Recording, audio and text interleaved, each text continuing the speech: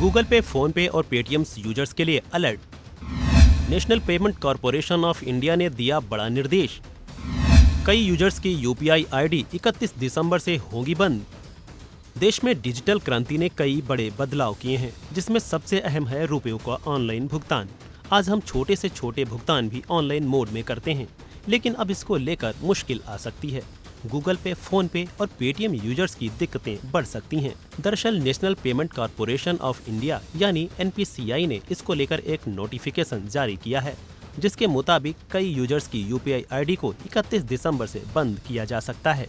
NPCI की तरफ से गूगल पे, पेटीएम और फोन पे को एक सर्कुलर जारी किया गया है, जिसमें एनपीसीआई की तरफ से थर्ड पार्टी ऐप्स जैसे गूगल पे, फोन पे और पेटीएम को ऐसी यूपीआई आईडी को 31 दिसंबर 2023 से बंद करने का निर्देश दिया गया है, जो कि 1 साल से एक्टिवेट नहीं है। इसके मुताबिक अगर आपने 1 साल से अपनी किसी यूपीआई आईडी से लेन देन नहीं किया है, तो उसे 31 दिसंबर 2023 के बाद बंद कर दिया जाएगा। एनपीसीआई के इस निर्णय के पीछे क्या है मकसद? एनपीसीआई का मानना है कि इसके चलते पेमेंट करना पहले की तुलना में ज्यादा सुरक्षित होगा।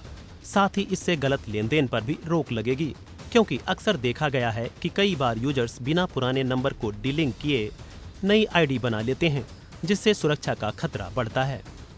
इस निर्देश के चलते अब सभी थर्ड पार्टी ऐप प्रोवाइडर और बैंक ऐसे ग्राहकों की यूपीआई आईडी और उससे जुड़े मोबाइल नंबर को वेरीफाई करेंगे।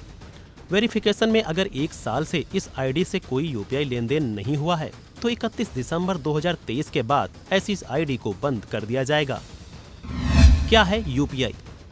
यूपीआई यानी यूनिफाइड पेमेंट्स इंटरफेस त्वरित पेमेंट तकनीक है, जिसकी मदद से हम एक बैंक के अकाउंट से दूसरे बैंक के अकाउंट में बहुत ही कम समय में रुपयों को ट्रांसफर कर सकते हैं। कोरोना काल के बाद से यूपीआई का बहुत ही तेजी से प्रसार हुआ है।